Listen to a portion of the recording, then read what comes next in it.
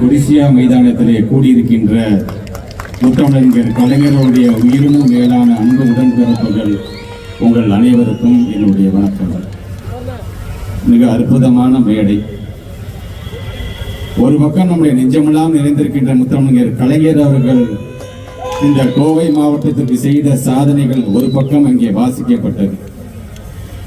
அந்த சாதனை செய்த நம்முடைய முத்தமிழறிஞர் கலைஞர் அவர்கள் ஒரு பக்கம் சிலையாக இல்லை சாதனை மலையாக ஒரு பக்கம் இங்கே நின்று கொண்டிருக்கின்றார். நமது மாண்புமிகு தமிழ்நாட்டுடைய முதலமைச்சர்கள் சொன்ன பொழுது, யார் வெற்றி பெறுகிறார்களோ அவர்கள்தான் வேட்பாளர், அதை பற்றி நீங்கள் கவலைப்பட வேண்டாம், நிற்பது முத்தமிழர் கலைஞர் என்ற வகையிலே உங்களுடைய தேர்தல் பணி இருக்க வேண்டும் என்று சொல்லும் பொழுது, இங்கே நமது கோவை மாவட்டத்தில் ஏற்கனவே நம்முடைய கலைஞர் இங்கே நின்று விட்டார், நாடாளுமன்றத்தை வென்றுவிட்டார் என்கின்ற செய்தியை கொடுக்க வேண்டியதுதான் இங்கே கூடியிருக்கின்ற. குறிப்பாக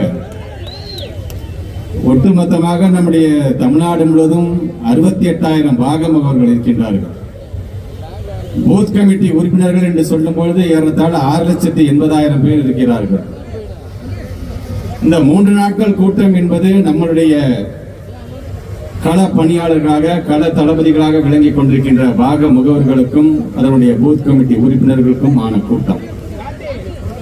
அந்த கூட்டத்தில் நம்முடைய பொதுமக்களும் இன்றைக்கு கலந்து கொண்டிருக்கின்றார்கள். குறிப்பாக திருப்பூர் மாவட்டத்தை சார்ந்தவர்களும் நம்முடைய கோவை மாவட்டத்தை சார்ந்தவர்களும் இங்கே ஒன்று கூடியிருக்கிறோம் என்று சொல்லும் பொழுது, பாசிசம் என்று சொல்லும் பொழுது பேரறிஞர் அண்ணா அவர்கள் சொல்வார்கள், பாசிசம் அடிக்கின்ற அடி பயங்கரமானதாக இருக்கும், ஆனால் எதிர்பாராத நேரத்தில் அது சரிய தொடங்கும் என்று சொல்வார். இன்றைக்கு அது கொஞ்சம் கொஞ்சமாக சரிய தொடங்கி இருக்கின்றது. அது சரிய தொடங்குவதற்கு காரணம் நமது மாண்புமிகு தமிழ்நாட்டுடைய முதலமைச்சர் எழுப்புகின்ற மாநில உரிமையை மீட்டுகின்ற ஒவ்வொரு குரலும். பொதுவாக நான் திருச்சி மாவட்டத்தை சார்ந்தவன். திருச்சி மாவட்டத்தில் ஒரு மாநாடு நடைபெறுகிறது என்று சொன்னால் அது திருப்புமுனையை உண்டாக்குகின்ற மாநாடு என்று நாங்கள் சொல்வோம். திருப்புமுனையை உண்டாக்கிவிடும் அந்த மாநாடு. ஆனால் அந்த மாநாடு திருப்புமுனையை உண்டாக்கும் என்று சொன்னால் அது ஏதோ ஒரு இடத்தில் அதற்கான திருப்புமுனை ஆரம்பிக்கப்படும் என்று சொல்வார்கள். அப்படி ஒவ்வொரு முறையும் திருப்புமுனை ஆரம்பித்து வைக்கக்கூடிய அந்த மாவட்டம் எது என்று சொன்னால் அது கோவை மாவட்டம் தான் என்பதை நான் பெருமையோடு எடுத்து சொல்வேன். ஆக அந்த விதத்தில் தான் இன்றைக்கு இது போன்ற கூட்டங்களை நாங்கள் எல்லாம் கலந்து கொள்ள வேண்டும் என்று நாங்கள் இங்கே வருகை தந்திருக்கின்றோம். குறிப்பாக இந்த மாவட்டத்தில் உரையாற்றும் பொழுது நான் இப்படித்தான் தொடங்க வேண்டும். கடவுள் உங்கள் முன்பு வந்து நின்றார் என்று சொன்னால் நீங்கள் என்ன செய்வீர்கள்? கடவுள் இருக்காருன்னு ஒத்துக்குவேன், சொன்னவர் தந்தை பெரியார். நாங்கள் திராவிட முன்னேற்ற கழகம் என்றுதான் பெயர் வைத்தோமே தவிர திராவிடர் முன்னேற்ற கழகம் என்று நாங்கள் பெயர் வைக்கவில்லை. ஆரியர்களையும் திராவிடர்களையும் பிரித்து துவேஷம் செய்கிறோம் என்று எங்களை சொல்லுகிறார்கள். அவர்களுக்கு நான் சொல்லிக்கொள்ள விரும்புவது ஒன்றுதான், நாங்கள் முறைகளை கண்டிக்கிறோமே தவிர நபர்களை அல்ல என்று சொன்னவர் பேரறிஞர் அண்ணா அவர்கள். கோயில் கூடாது என்று சொல்லவில்லை, கோயில் குடியவர்களின் கூடாரமாக ஆகிவிடக் கூடாது என்றுதான் சொல்றேன் என்று சொன்னவர் முத்தமிழறிஞர் கலைஞர் அவர்கள். இன்றைக்கு நம்முடைய மாண்பு தமிழ்நாட்டுடைய முதலமைச்சருடைய இந்த திராவிட மாடல் ஆட்சியில் ஏறத்தாழ இந்த 33 மாதங்களில் வரலாற்றில் எப்போதும் இல்லாதவர்களுக்கு 1339 கோவில்களுக்கு குடமுழுக்கு செய்த ஒரு திராவிட மாடல் அரசு இந்த அரசு. ஒவ்வொரு கோயிலிலும் அனைத்து சாதியிலும் அர்ச்சகராகலாம் என்று சொல்லக்கூடிய சட்டத்தை நிறைவேற்றி இன்றைக்கு ஒவ்வொரு கர்ப்பகிரகத்திலும் இன்றைக்கு சமூக நீதி உள்ளே புகுந்திருக்கிறது என்று சொன்னால் அதற்கு காரணம் நமது திராவிட மாடல் அரசு. அதை செய்து காட்டியவர் நம்முடைய மாண்புக்கு தமிழ்நாட்டுடைய முதலமைச்சர். அனைத்து சாதியிலும் மட்டும் அர்ச்சகரானா பத்துமா? அங்கே வழிபாடு என்பது வரும்போது அது தமிழிலும் இருக்க வேண்டும் என்று சொல்லி எனக்கு தமிழிலும் அர்ச்சனை நடைபெற்றுக் கொண்டிருக்கிறது. உண்மைதான். சுக்லாம் வரதனம் விஷ்ணம் சஜீவதனம் சதர்புஜம் பிரசன்னவதனம் தியாயே சர்வ விக்னோ பிரசாந்த் எனக்கு புரியல, சமஸ்கிருதம் எனக்கு புரியல. பாலும் தெளிதேனும் பாகும் பருப்பு 4 தானே எனக்கு சங்கத்தமிழ் மொழியும் தான் சொன்னா என் தமிழ் கடவுளுக்கு புரியும். ஆக இந்த மண்ணில் குறிப்பாக கோவை மண் என்று சொல்லும் பொழுது இங்க ஏதோ நாம் எல்லாம் ஆன்மீகத்திற்கு எதிரானவை என்ற போன்ற ஒரு தோற்றத்தை உருவாக்க பார்க்கிறது பாசிச அரசாங்கம். ஆக அதை நாம் முறியடிக்க வேண்டும். தீரன் சின்னமலையும் திப்பு சுல்தானும் நண்பர்கள். அன்றைக்கு இருந்த எதிரிகளை விரட்டி அடித்தார்கள் என்று சொன்னால் ஏதோ தமிழ்நாட்டை மட்டும் காப்பதற்கு அல்ல, ஒட்டுமொத்த இந்தியாவையும் பிரிட்டிஷ்காரத்தை காக்க வேண்டும் என்று ஒன்றாக போராடியவர்கள். அப்படி இஸ்லாமிய சமுதாயம் நம்முடைய இந்து போன்றவர்கள் ஒன்று சேர்ந்து இருந்து நம்முடைய நாட்டை காத்தார்கள் என்று சொல்லும் பொழுது இன்றைக்கு அதற்கான பிரிவினையை ஏற்படுத்த வேண்டும் என்று நினைக்கக்கூடியதான் பாசிச பாரதிய ஜனதா. ஆக அவர்களுக்கு ஒத்துவதற்குரிய ஒரு மாநில அரசாக இருந்தது எது என்று சொன்னால் இன்னைக்கு எதிர்கட்சியாக இருக்கின்ற அதிமுக. இன்னைக்கு என்ன சொல்றாங்க, நாங்கள் அந்த கூட்டணியை விட்டு வெளியில வந்துட்டோம். நாங்க அதான் தலைவர்கள் சொன்ன, கூட்டணி வெளியில வந்துட்டீங்கன்னா அதிமுகவை எதிர்த்து பாஜக எதிர்த்து நீங்க பேசுங்க, உங்களுடைய குரலை கொடுங்கள். சட்டமன்றத்தில் பேசும்போது பல மாநில உரிமைகளை நீங்க வித்துட்டீங்க, பல மாநில உரிமைகளை அவங்ககிட்ட அடகு வச்சுட்டீங்க. இப்பயும் ஒண்ணு கெட்டு போகல. எதிரே அமர்ந்திருக்கின்ற எதிர்கட்சி தலைவரை பார்த்து நம்முடைய மாண்பு தமிழ்நாட்டு முதலமைச்சர் சொல்றாரு, இப்பயும் ஒன்றும் கெட்டு போகவில்லை, எங்களோட சேர்ந்து வாங்க, நம்முடைய மாநில உரிமைகளை நாம் மீட்டெடுப்போம், பாரதிய ஜனதாவுக்கு எதிராக நாம் குரல் கொடுப்போம் என்றுதான் சொல்லுகிறார். இன்னமும் வாயை திறக்க மாட்டாங்க. ஏதோ அங்க ஒண்ணு இங்க ஒன்றுமாக ஏதோ அவங்க எதிர்க்கிற மாதிரி நாடகம் நடிக்கிறார்களே தவிர இன்னும் துணிந்து அவர்களை எதிர்க்கவில்லை. ஏன்னா பயம், நம்ம மீது ஏதாச்சும் வழக்கு வந்து விடுமோ. இங்க பேசிருக்கலாம்னு சொன்னார்களே இன்றைக்கு நம்முடைய அண்ணன் செந்தில் பாலாஜி அவர்கள். செந்தில் பாலாஜி அவர்களே, இன்றைக்கு நாங்கள் இந்த மேடையிலிருந்து பேசுகிறோம் என்று சொன்னால் சிறையில் இருக்கின்ற உங்கள் காதுகள் அது எட்டட்டும். உங்களுக்கு துணையாக நாங்கள் இருக்கின்றோம். செந்தில் பாலாஜி என்பதற்காக அல்ல, திராவிட முன்னேற்ற கழகத்தினுடைய தொண்டன் என்பதற்காக உங்கள் பின்பு நாங்கள் இருக்கின்றோம். அந்த நம்பிக்கையோடு நீங்கள் இருங்கள். இப்படி எதற்கெடுத்தாலும் கொள்கை பலமுள்ள நம்முடைய உடன்பிறப்புகளை, உள்ள தெளிவு உள்ள வலிவு உள்ள நம்முடைய உடன்பிறப்புகளை எப்படி அவங்க அச்சுறுத்துறாங்க, நேருக்கு நேர் ஓத மாட்டாங்க. இன்கம் டாக்ஸ் அமுச்சு வைக்கிறது ஒரு பக்கம், சிபிஐ அமுச்சு வைக்கிறது ஒரு பக்கம், இடி அமுச்சு வைக்கிறது, இப்படி எல்லாம் நம்முடைய மிரட்டி பார்க்கிறார்கள். அதான் நம்முடைய மாண்புமிகு விளையாட்டுத்துறை அமைச்சர், இளைஞரணி செயலாளர் தளபதி உதயநிதி ஸ்டாலின் அவர்கள் சொன்னார்கள், இதையெல்லாம் கண்டு எங்க கட்சிக்காரங்க இல்ல, என்னுடைய தொண்டோட வீட்டு சின்ன புள்ள கூட பயப்படாது என்று சொன்னார் என்று சொன்னார். அதுதான் திராவிட முன்னேற்ற கழகம். நேற்று நம்முடைய மாண்புமிகு அமைச்சர் அண்ணன் முத்துசாமி அண்ணன் ஈரோட்டிலே ஒரு மிக பிரமாண்டமான ஒரு கூட்டத்தை அங்கு ஏற்பாடு செய்திருந்தார். அந்த கூட்டத்தில் நான் பேசும்போது சொன்னேன், முதல் மாத சம்பளம் முத்தமிழர் கலைஞருக்கு வழங்கிய மாவட்டம் ஈரோடு மாவட்டம். அந்த மாவட்டத்தில் நான் பேசினேன். அந்த சம்பளம் வாங்கி அங்கே நம்முடைய தந்தை பெரியாரோடு அவர் பணியாற்றிய பிறகு அவரிடமிருந்து விடை பெற்று விட்டு அவர் வந்த மாவட்டம் எதுவென்று சொன்னால் இந்த கோவை மாவட்டம். ஆக இன்றைக்கு அவருடைய வழித்தடத்தில் நேற்று ஈரோட்டிலே நாங்கள் பேசிவிட்டு இன்றைக்கு நாங்கள் அவரை பின்பற்றி கொண்டு கோவை மாவட்டத்திற்கு இங்கே வருகை தந்திருக்கின்றோம். முத்தமிழ் கலைஞர் அவர்கள் மிக அழகாக நெஞ்சுக்கு நீதியில் எழுதியிருப்பார். 10க்கு 10 இடம் இருக்கின்ற சிங்காநல்லூர்ல ஒரு வீட்டுல நானும் என்னுடைய மனைவியும் இங்கே குடியிருந்தோம். அந்த நினைவுகள்லாம் இன்றைக்கும் பசுமறுத்த ஆணி போல என்னுடைய இதயத்தில் படிந்திருக்கின்றது என்று நெஞ்சுக்கு நீதியில் எழுதியவர். இங்கிருந்தான் பல கதை வசனத்தை எழுதினேன் என்று மிக பெருமையோடு எடுத்து சொன்னவர். ஏன் அதையெல்லாம் தாண்டி நான் பெருமையோடு சொல்லலாம், 1975 மாநில சுயாட்சிக்காக மாநாடு நடந்த இடம் எது என்று சொன்னால் இந்த கோவை மாவட்டம் என்று நான் பெருமையோடு சொன்னோம். ஒட்டுமொத்த இந்தியாவிலிருந்து இங்கெல்லாம் தலைவர்கள் கலந்து கொண்டார்கள். இன்றைக்கு அதே போன்று மாநில உரிமைக்காக நம்முடைய மாண்புமிகு தமிழ்நாட்டு முதலமைச்சருடைய அந்த அறிவுறுத்தலின்படி இன்றைக்கு இதே கோவை மாவட்டத்தில் மாநில சுயாட்சியை பற்றி நாம் பேசிக் கொண்டிருக்கின்ற ஒரு தருணம் இந்த தருணம். கோவை என்று சொன்னால் தென்னகத்தினுடைய மான்செஸ்டர் என்று சொல்லுகின்றோம். கோவையை அழகு தமிழ் கொஞ்சுகின்ற கோவை என்று சொல்லுகின்றோம். கோவை என்று வரும்பொழுது, இந்த கோவை மாநகரம் என்று வரும்பொழுது ஒட்டுமொத்த தமிழ்நாட்டிற்கே பொருளாதாரத்தை ஈட்டி தரக்கூடிய அந்த மாநகரம் எது என்று சொன்னால் கோவை என்று பெருமையோடு சொல்கிறோம். ஆனால் ஒன்று தெரியுமா, 1900 காலங்களிலே கோவை என்பது பிரிட்டிஷ்காரனால் சொல்லப்பட்டது எது என்று சொன்னால் மக்கள் இங்கே வாழ்வதற்கே தகுதியற்ற ஒரு இடம் என்று சொல்லப்பட்டது. ஆனால் இன்றைக்கு நூற்றாண்டுகளெல்லாம் தாண்டி திராவிட இயக்கம் ஆண்டதின் காரணமாக இன்றைக்கு சுயமரியாதையோடு தன்மானத்தோடு மிகப்பெரிய ஜாம்பானெல்லாம் வாழ்கின்ற ஒரு கோவை மாவட்டம் இருக்குது என்று சொன்னால் அதற்கு காரணம் எதிரே அமர்ந்திருக்கின்ற என்னுடைய முதலாளிகளாக இருக்கின்ற நீங்கள் ஒவ்வொருவரும் தான். ஆக இப்படி இந்த கோவை மாவட்டத்தில் உரையாற்றுகின்ற ஒரு நல்ல வாய்ப்பு. இங்கே வருகை தந்திருக்கின்ற உங்களிடம் நாங்கள் ஏதோ புதிதாக இங்கே என்ன நடந்தது என்றெல்லாம் சொல்ல வேண்டிய அவசியம் இல்லை. நன்கு அறிந்தவர்கள், நன்கு படித்தவர்கள், தெளிவானவர்கள் நீங்கள். இங்கே அண்ணன் பொங்கலூர் பழனிசாமி அவர்கள் பேசும்போது சொன்னார்கள், இங்கே இருக்கின்ற சட்டமன்றத்தில் நாமெல்லாம் தோல்வி அடைந்தோம் என்று சொன்னால் ஒத்துக்கொள்ள மாட்டோம். அங்க ஒன்றும் இங்க ஒன்றுமாக 1000 வாக்குகள் வித்தியாசத்தில் நாம் தோல்வி அடைந்தோம் என்று சொன்னார்கள். நம்மை பொறுத்தவரைக்கும் தோல்வி என்பது தோல்விதான், அதை ஒற்றுக்கொள்வதில் நமக்கு ஒன்றும் வெக்கம் இல்லை.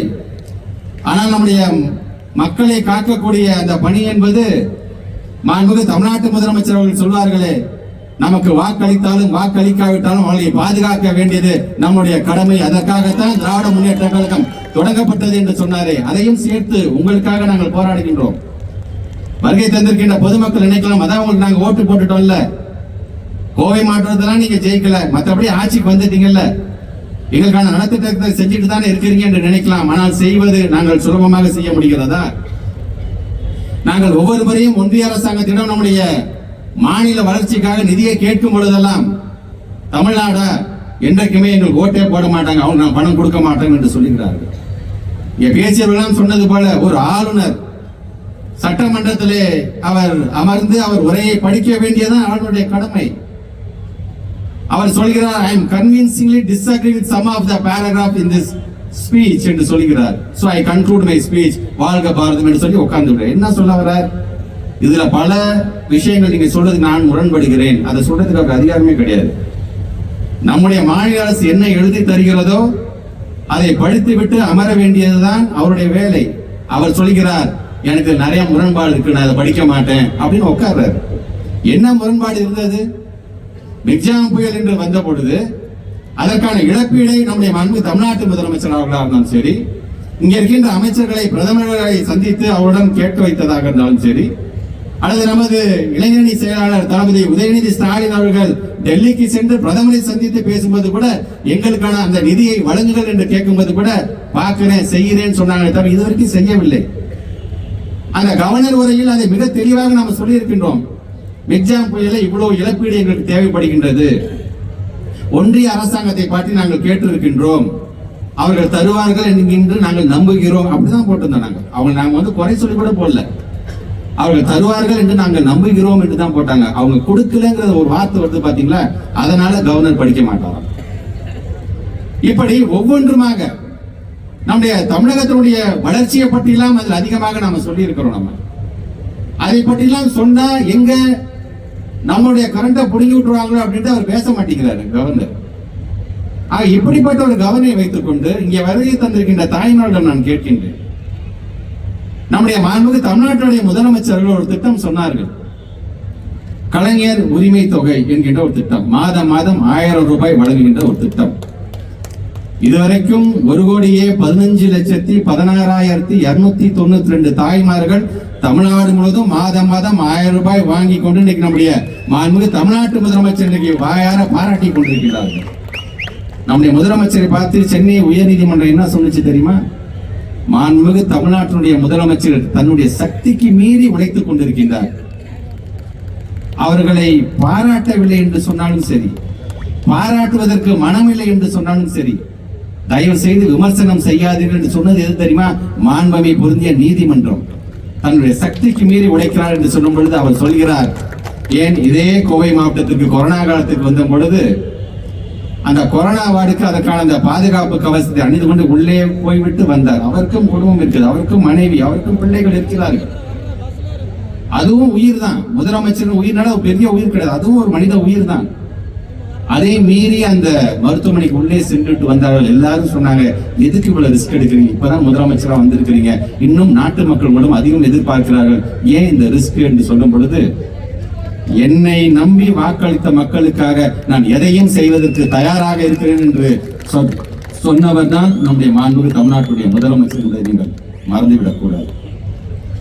ஒன்னே ஒண்ணு கேட்கிறேன், நாங்க சொன்ன 1000 ரூபாய் நாங்க கொடுத்துட்டோம். 10 வருஷத்துக்கு முன்னாடி உங்களுக்கு ஒவ்வொருத்தருக்கும் 15 லட்சம் ரூபாய் தரேனாங்களே பிஜேபி, இது வரைக்கும் கொடுத்திருக்கிறார்களா? உங்களை தேடி வருவாங்க, ஓட்டு கேட்க வருவாங்க.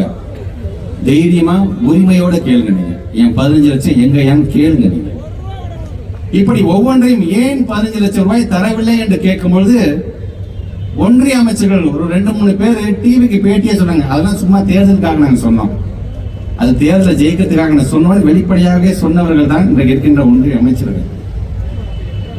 நம்மை பொறுத்த வரைக்கும் நாம் எல்லாம் ஒன்று கூட வேண்டிய ஒரு தருணத்தில் நாம் இருக்கின்றோம். பேரறிஞர் அண்ணா அவர்கள் தான் சொல்வார்கள், இந்த பாசிஸ்ட எதிர்க்கிறதுக்காக பிரேசில் நாட்டிலிருந்து நம்ம கிட்ட பீரங்கி எல்லாம் ஒன்றும் வரல, அர்ஜென்டினா நாட்டிலேருந்து நமக்கு ஒன்றும் சுழல் துப்பாக்கி எல்லாம் வரல, அமெரிக்காவிலிருந்து நமக்கு ஒன்றும் பணமெல்லாம் வரல. நம்ம கிட்ட இருக்கிறதுலாம் என்ன தெரியுமா? ஒன்றுபட்ட இதயம் தான். இதை காட்டிலும் ஒரு படைக்கலன், இதை காட்டிலும் ஒரு மார்க்கம் தேவையா என்று சொன்னவர் அண்ணா அவர்கள். ஒன்று கூட வேண்டிய நேரம் வந்துவிட்டது. அதற்காகத்தான் இன்றைக்கு இங்கே நாம் கூடியிருக்கின்றோம். 2014 மோடி அவர்கள் பிரதமராக பதவியேற்ற பிறகு முதல் சுதந்திர தினத்திலே பேசினார். அப்பே முடிவு பண்ணிட்டோம், இவர் ஏதோ பண்ண போறாரு, ஒவ்வொரு மாநில உரிமைகளையும் பறிக்க போற. என்ன பேசினாரு? ஒரு காலத்துல பிளானிங் கமிஷன் ஒன்று இருந்துச்சு, திட்டக்குழு இருந்துச்சு, அதை நாங்கள் கலைக்க போகின்றோம், நிதி ஆயோக் என்று நாங்கள் கொண்டு வர போகின்றோம். ஆக இந்த நிதி ஆயோக் என்பது எதற்கு என்று சொன்னால், அந்த நிதி ஆயோக்னு ஒரு குழு இன்னைக்கு உருவாக்கி இருக்காங்க பாத்தீங்களா? அந்த நிதி ஆயோக்ல இதுவரைக்கும் பொருளாதாரத்தை பத்தி பேசக்கூடிய வல்லுநர் கிடையாது, பொருளாதாரத்தை பத்தி இதுவரைக்கும் விவாதம் செய்தது கிடையாது, வேலை வாய்ப்பு இல்லாம இவ்வளவு பேர் இருக்கிறாங்க என்று அதை பற்றி விவாதம் செய்தது கிடையாது. அப்படியே ஒரு முடங்கி போய் கிடக்கின்றது நிதி ஆயோக். அப்பவே முடிவு செய்தோம், இந்த நிதி ஆயோக் ஏன் பிளானிங் கமிஷன் எடுக்கிறாங்க? பிளானிங் கமிஷன் இருந்துச்சுன்னா ஒவ்வொரு மாநிலத்துக்கும் தேவையான நிதியை பெற்று அந்த மாநில வளர்ச்சிக்கு அது பங்கு கொடுக்குமே. ஏன் அதை எடுக்கிறாங்கன்னு சொல்லும் பொழுதே நினைத்தோம், ஒட்டுமொத்தமாக அனைத்தையும் அவங்களுடைய கட்டுப்பாட்டில் கொண்டு வர வேண்டும் என்கின்ற அந்த நினைப்பில் இன்றைக்கு அந்த பணியை அவர்கள் செய்து கொண்டிருக்கிறார்கள். இந்த கோட்சேவுடைய வகையாளர்களுடைய வேலை என்ன தெரியுமா? நாங்க இந்தியாவுக்கு மாற்றத்தை கொடுப்போம். என்ன மாற்றத்தை கொடுப்பீங்க? ஒட்டுமொத்தமாக அனைத்து மாநிலங்களுடைய மொழிகளை அங்கேருந்து ஒழிக்க வேண்டும், ஒவ்வொரு மாநிலத்தினுடைய உரிமைகளை ஒழிக்க வேண்டும், மதசார்பின்மையை ஒழிக்க வேண்டும், ஒற்றுமையை ஒழிக்க வேண்டும். எல்லாம் ஒழிச்சுட்டு என்ன பண்ண போறாங்க? கார்பரேட்டுக்கு தகுந்தாற் போல் சட்டத்தை தீட்ட வேண்டும். இதுதான் அவங்களுடைய வேலை. இன்றைக்கும் அதை தான் அவர்கள் செய்து கொண்டிருக்கிறார்கள். இன்னைக்கு டெல்லியில என்ன நடக்குது பாத்தீங்க நீங்க? மத்திய பிரதேச கிட்டத்தட்ட ஒரு 4-5 மாநிலங்களில் அதற்கான அந்த போர்கள் இன்றைக்கு உருவாக தொடங்கி இருக்கின்ற உழவர்களை வஞ்சிக்கிறார்கள். இந்த உழவர்களுக்கான அந்த வேளாண் சட்டம் வந்த பொழுது, இந்த 3 வேளாண் சட்டம், இதன் மூலமாக அந்த உழவர்களுடைய விளைவிக்கக்கூடிய அந்த பயிர்களுக்கான அந்த அடிப்படை ஆதார விலையில கை வைக்கிறார்கள். ஒட்டுமொத்தமாக கார்பரேட்டிடம் வழங்க வேண்டும் என்று சொல்லுகிறார்கள். மண்டி அப்படிங்கிற அந்த சிஸ்டத்தை ஒழிக்க வேண்டும் என்று நினைக்கிறார்கள். இதை எதிர்த்து போராடுகிறார் என்று சொன்னால் அவங்க மேல கண்ணீர் புகை கொண்டு வீசுறாங்க. இன்னைக்கு காலையில டிவியில பாக்குறேன், 30,000 கண்ணீர் புகை கொண்டு வீசுகளுக்கு ஆர்டர் கொடுத்திருக்கிறான் ஒன்றிய அரசு. ஆக இதையெல்லாம் தட்டி கேட்க வேண்டும் என்பதற்காகத்தான் இன்னைக்கு நம்முடைய மாண்புமிகு தமிழ்நாட்டுடைய முதலமைச்சர் அவர்கள் இது போன்ற உரிமைகளை மீட்டெடுக்க வேண்டிய ஒரு கூட்டத்தை ஏறத்தாழ 37 பாண்டிச்சேரியும் சேர்த்து 37 தொகுதிகளை நீங்கள் நடத்தி கொண்டிருக்கின்றோம். சென்னையில் இருக்கின்ற 3 தொகுதிகளை தவிர்த்து வருகை தந்திருக்கின்ற தாய்மார்களும் சரி, வருகை தந்திருக்கின்ற நம்முடைய இயக்கத்தினுடைய தோழர்களும் சரி, நீங்கள் ஒவ்வொருவரும் தூதுவர்களாக மாற வேண்டிய கட்டாயம் இன்றைக்கு வந்துவிட்டிருக்கிறது. நாம் எங்கே தொலைத்தோமோ அங்கேதான் தேட வேண்டும். தேடுவதற்காக நாங்கள் கோவைக்கு வருகை தந்திருக்கின்றோம்.